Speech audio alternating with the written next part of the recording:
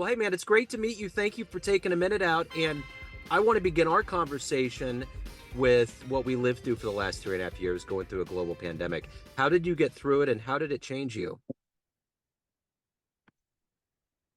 It changed me in a number of ways. I had just started dating someone that lived in Ireland, and we had all these plans. And then, literally, I flew to Ireland, and while I was over there, they decided to close the U.S. border. So I had to make a decision to stay there or come back to the U.S. So I decided to stay there, and the borders were closed to people later on that were outside of the U.S. So she could never come visit me. So I ended up spending during COVID, I traveled quite a bit to Ireland and to Portugal, and I probably spent about 200 plus days, maybe closer to 250 out of country.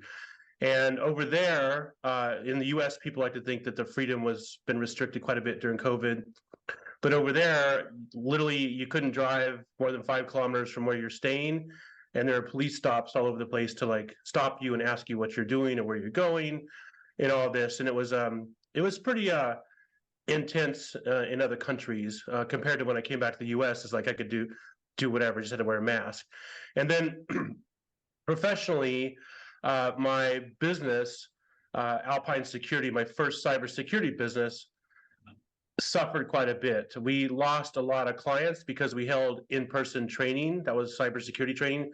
That was one of the things we did. And we also did a lot of medical device testing. And so a lot of people, because of uncertainty, didn't want to move forward with the projects that we already had lined up. And I got the Johnson & Johnson vaccine, and I developed blood clots in my left leg and almost died. I think I think it's attributed to the vaccine because I was generally a pretty healthy person before then. I'm healthy now, but it affected my life in quite a few different ways. Interesting. Johnson & Johnson, I haven't heard that. That's the one that I got because that was the one where you only needed to get one jab. That's right. Yeah. Yeah. Yeah. Yeah, that's interesting. Because my son actually, he's on the spectrum, and we got COVID in November of 2020. It was pretty early on. And then we ended up Hmm. getting the vaccine, but he had a seizure in January of that year and never had a history of any of that. And I've Really? even broached that with medical people. Hey, is there any conclusive evidence right now that there's a possibility that DNA and genetic codes were scrambled because of this? Of course, no one's going to be able to say anything, whether or not Right. they have a Hippocratic oath hunch or whatever they have. And plus research just isn't even out on it yet. But anyways, it's interesting. Because I haven't heard a lot of people that got the Johnson, and I know I did. So that's wild. Oh, yeah, and that's the one that was attributed to the blood clots. But before then, I'm an Ironman triathlete, so I'm in pretty good shape, And then I got that vaccine, and then it kind of took me down for a while, but pretty much fully recovered now. So I went to a wedding in, what was it? It was probably like March 10th, I think.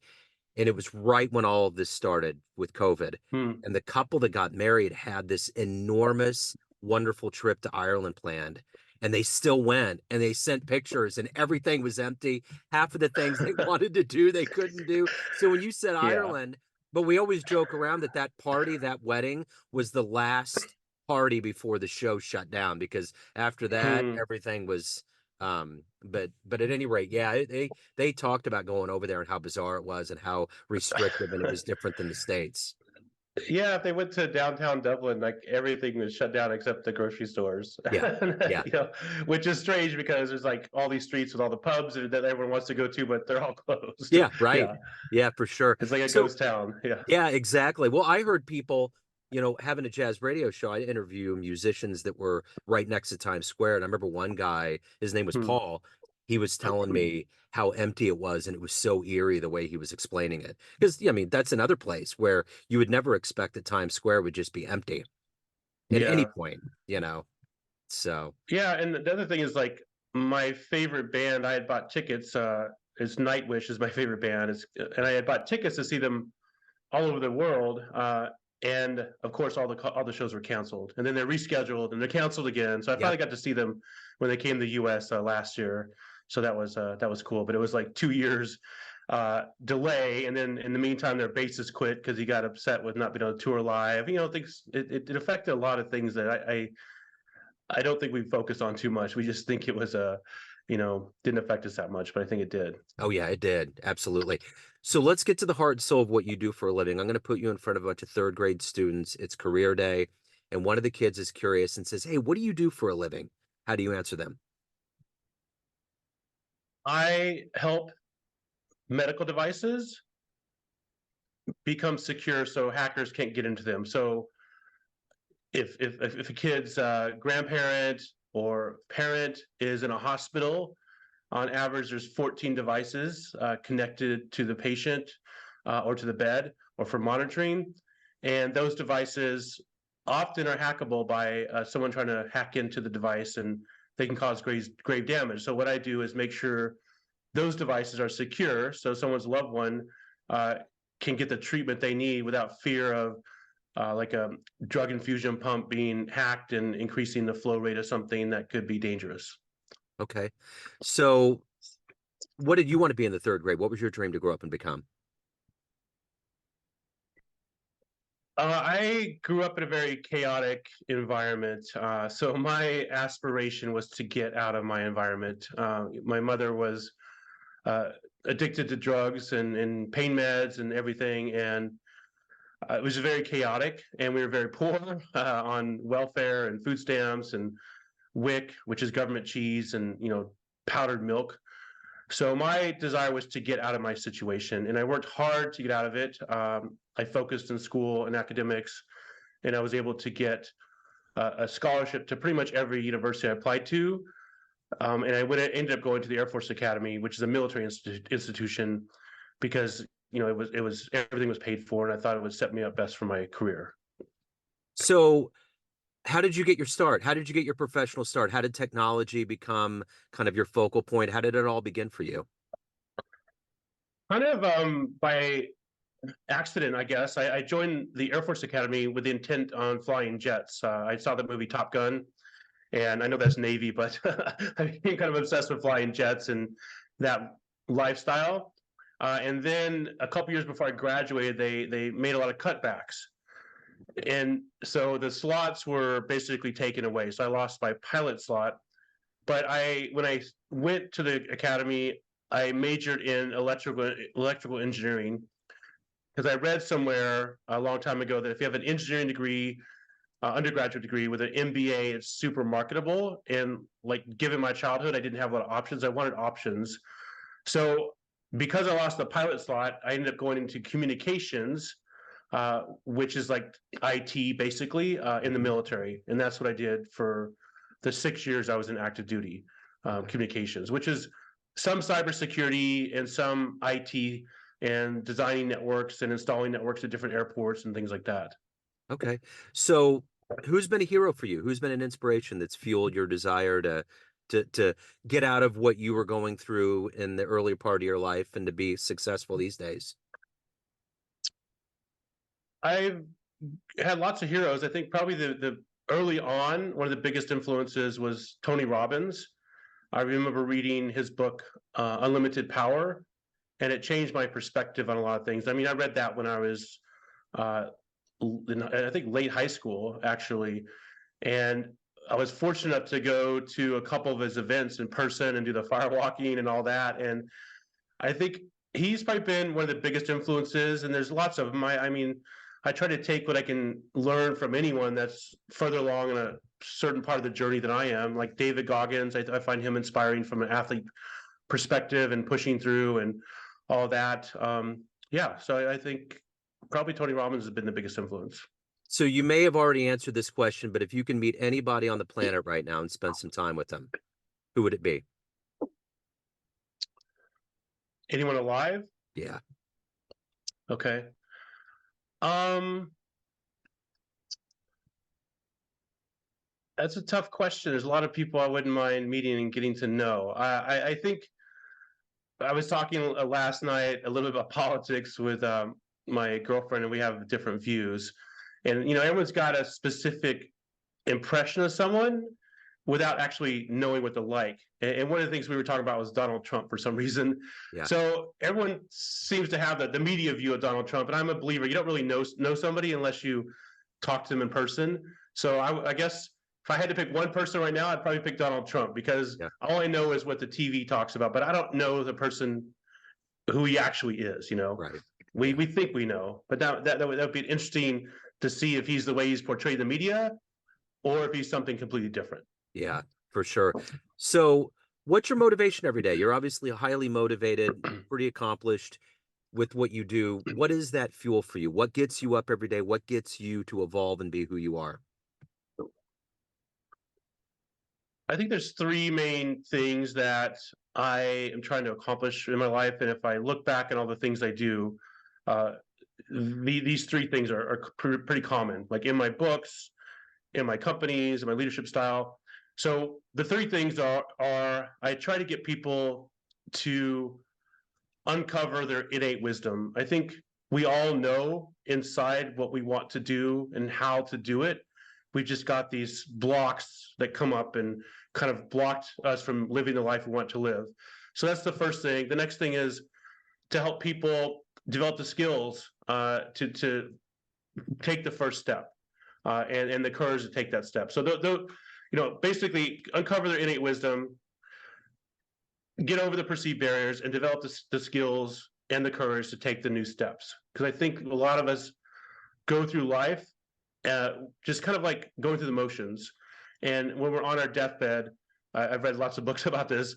People always have regrets about not asking that woman out, not going for the job they wanted, not taking risk. And I would like to help people prevent having those regrets when they're laying there on their deathbed. So, of all the things that you've done professionally, especially writing the book, The Smartest Person in the Room, been the best fan letter, best success story that you've been involved with? There's been quite a few. I would say, my latest book, The In Between: Life in the Micro. I've got a lot of reviews in that book already, and when I read a review and it looks like it's changed someone's life for the better, that to me is a measure of that I'm hitting the mark. I think professionally, one of the stories or impacts I've had is I've had people work for me before, and I am very empowering. I try to get people to do what they want to do. And I've had one person, she used to be my COO of my previous company, and her passion was to always do voiceovers, voice recordings, like narration. And she decided to start doing that. And I think it's great, because I don't necessarily think if someone's betraying me if they decide to do something different with their career. And that to me is a measure of success, that she felt comfortable enough and got developed the courage to do the thing she really wanted to do. And I felt like, I played a little bit of a role in that.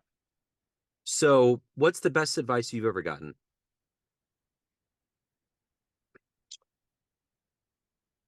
The best advice I've ever gotten, there's been a lot of good advice. I think the best advice for me is to develop clarity. I think one of the things that holds people back and holds me back on a daily basis is not having clarity on what I want to achieve in my life or what I'm trying to accomplish. When you have crystal clear clarity, you know the steps. So through like coaching I've been through, there's a lot of focus on clarity, like, and it needs to be specific. Like if you want to have a certain type of relationship, you need to have that specificity and clearly define the person you want to be with. Otherwise, you kind of get what you get, and that applies to all things in life. So I think finding that clarity and consistently making sure you're on target with it is probably the best advice I've received. So, of all of the things that you've done professionally, everything that's evolved into who you are today, what are you the proudest of? I'm the proudest of, I would say, my first book.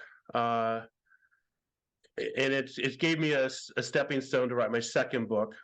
It's very hard to write a book and put yourself out there. And I think writing the book and that process should be transformational to the author. as well as people that read it. So writing that first book was transformational for me, but it also shifted me to a point where I'm not afraid to be authentically me or talk about the things that I did wrong, or the problems I'm having in my life, or the challenges I've overcome, and be vulnerable. And I think that first book helped me develop the courage to write the second book. So I would say that transformation that took place is what I'm most proud of. So let's say you have a dream tonight. You run into the 18-year-old version of you, and you could give that young version of you a piece of advice based on the life you've led, the wisdom you've gained. What advice would you impart on that young version of you? Follow your dreams sooner. You know, I think for me, I wanted to follow what society wanted. I wanted the 9 to 5 job, the the mortgage, the car, all that, and I had that, even though I knew that really wasn't for me. So it took me a lot of time to kind of unravel and start my own business and do the things that I knew I was compelled to do, but I kind of fell into the trap of listening to society and other people, Yeah. and that put me further. If I would have done the things I knew I wanted to do sooner, I'd be much further along. So everyone has a perception of you, family, friends, clients, colleagues, readers, but you ultimately run the show. What's your perception of you? Who do you think you are? I think I am adventurous and a risk taker, and I have a good heart and try to influence people in a positive manner.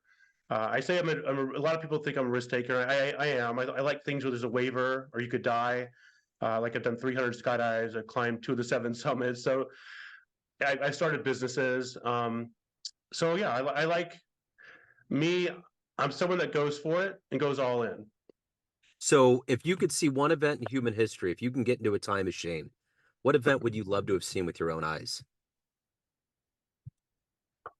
I think about this quite often. I think it's interesting, like the influence that Hitler had over people to get them to do such atrocious things. So I wouldn't want to go through, that obviously, but it'd be interesting to see how that all happened, because it's so bizarre to me that someone can be so influential on something that is so atrocious at the same time. So I would like to understand that from a human behavior and influence perspective better. Yeah, that's fascinating. So if anyone wants to pick up the new book, previous books, learn more about you, anything about your world, where do they go? My website, christianespinosa.com, or I'm on pretty much all social media, so they can follow me on Twitter, LinkedIn, or Instagram as well.